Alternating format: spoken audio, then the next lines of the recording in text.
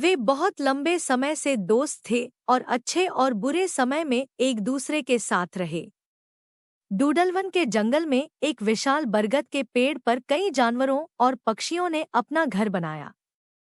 पेड़ की जड़ों के बीच लूलू, चींटी और इजी मकड़ी रहते थे। वे बहुत लंबे समय से दोस्त थे और अच्छे और बुरे समय में एक दूसरे के साथ रहे। लूलू ने हाल ही में अंडे दिए थे। वह कई बच्चे पैदा करने को लेकर उत्साहित थी। एक दिन लुलू को कुछ खाना लेने के लिए बाजार जाना था, इसलिए उसने इजी से अपने अंडों की देखभाल करने का अनुरोध किया। आराम करना, मैं उनकी देखभाल करूंगा, इजी ने आश्वासन दिया। इजी ने अंडों पर कड़ी नजर रखी। हालांकि दोपहर होते होते उसे नींद आने लगी। उसने जागते रहने की कोशिश की, लेकिन आखिरकार उसे नींद आ गई।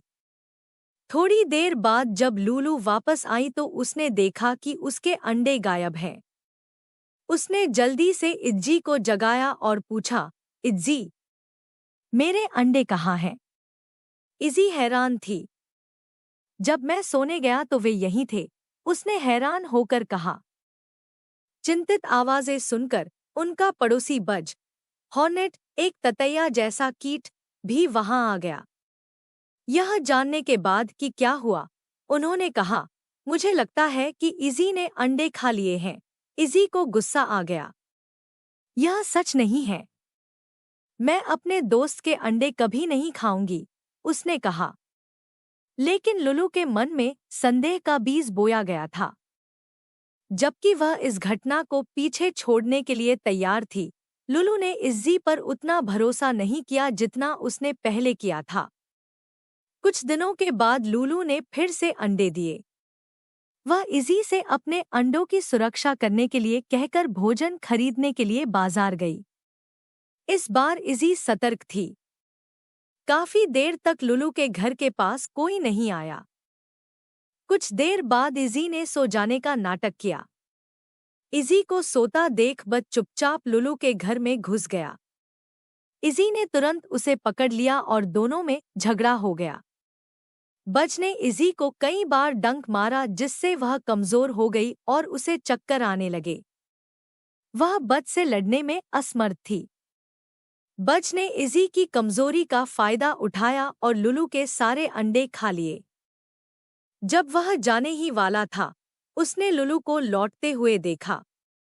इससे पहले कि इजी एक शब्द भी बोल सके, बज ने कहा, लुलू, देखो इजी ने क्या किया है। उसने फिर तुम्हारे सारे अंडे खा लिए। जब तक मैंने उसे पकड़ा, तब तक बहुत देर हो चुकी थी। इजी को अपनी बात समझाने का मौका दिए बिना लुलू ने उस पर चिल्लाना शुरू कर दिया। इजी, तुरंत इस जगह को छोड़ दो, मैं अब तुम्हें मेरे या मेरे अंडों के आसपास नहीं चाहता। अब तुम मेरे दोस्त नहीं रहे। घायल और टूटा हुआ दिल, इजी चुपचाप घर से बाहर चला गया। लेकिन वह अभी भी लुलू के अंडों को बचाने के तरीकों के बारे में सोच रही थी, क्योंकि वह जानती थी कि बस उन्हें फिर से खाने की कोशिश करेगा। वह लुलू के सामने अपनी बेगुनाही साबित करना चाहती थी ताकि वे फिर से दोस्त बन सकें। इस बीच लुलू ने इजी से फिर कभी बात नहीं करने का फैसला किया और बज से अच्छी दोस्ती कर ली। कुछ दिनों के बाद जब लुलू ने फिर से अंडे दिए, तो उसने बज को बाजार जाते समय उनकी देखभाल करने के लिए कहा। इजी, जो उन दोनों पर नजर रख रही थी, ने इसे अपनी बेगुनाही साबित करने और बज को रंगे हाथों पकड़ने के अवसर के रूप में देखा। लुलू के जाते ही बज अंडे खाने के लिए उसके घर में घुस गया। इजी चुपचाप घर में घुस गया और जल्दी से लुलू के घर के प्रवेश द्वार के चारों ओर एक जाल बुन दिया।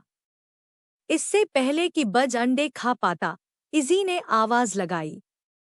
यह सोचकर कि लुलू वापस आ गया है, बस प्रवेश द्वार की ओर दौड़ा और तुरंत इजी के जाल में फंस गया। जब लुलू वापस आई, तो इजी उसके पास गई और बोली, लुलू, यह बज है जो तुम्हारे अंडे खा रहा है। देखो, मैंने उसे रंगे हाथ पकड़ लिया है। तुम झूठ बोल रही हो, बज चिल्लाया। तुमने फिर से अंडे खाए और अब दोष मुझ पर मढ़ रहे हो। अगर मैं झूठ बोल रहा हूँ, तो मुझे बताओ कि तुम लुलू के घर के अंदर क्या कर रहे हो और इस जाल के दूसरी तरफ कैसे फंस गए? इज़ी से पूछा। बज ने बिना कोई उत्तर दिए घबराहट से चिकोटी काट ली, अपनी बेगुनाही साबित करने के लिए बेताब।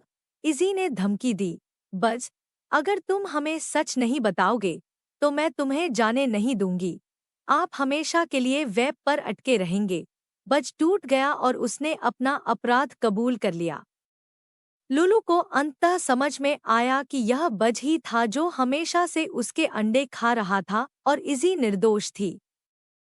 मेरे अंडे बचाने के लिए धन्यवाद, इज़ी, और मुझे खेद है कि मैंने आप पर भरोसा नहीं किया। मुझे आशा है कि आप मुझे माफ कर सकते हैं, लुलू ने रोते हुए कहा। इज़ी ने खुशी-खुशी उसे माफ कर दिया और वे फिर से अच्छे दोस्त बन गए। धन्यवाद। कृपया अधिक प्रेरक, प्रेरणादायक, शैक्षिक और नैतिक कहानियों के लिए हमारे चैनल को सब्सक्राइब करें।